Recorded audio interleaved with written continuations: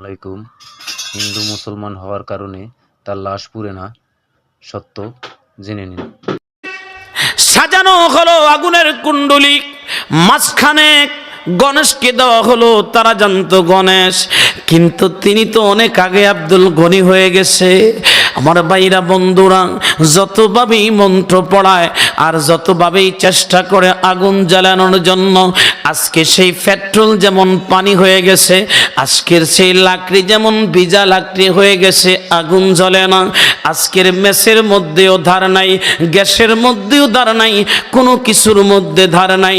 তার শরীর থেকে ঘামগুলি ঝরনার মতো পড়তেছে। ঠাকুর চিন্তা করতেছে, এমন লাশ তো আর জীবনে কোনোদিন দেখি নাই। আগুন লাকড়িতে ধরে না, পেট্রোলে ধরে না, কেরোসিনের মধ্যে ধরে না। এটা কেমন লাশ আর কেমন আগুন?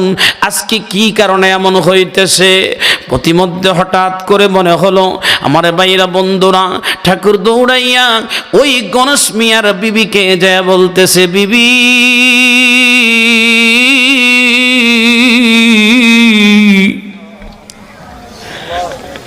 আমাকে একটু বল ঘটনাটা কি, আমাকে একটু বল ঘটনাটা কি।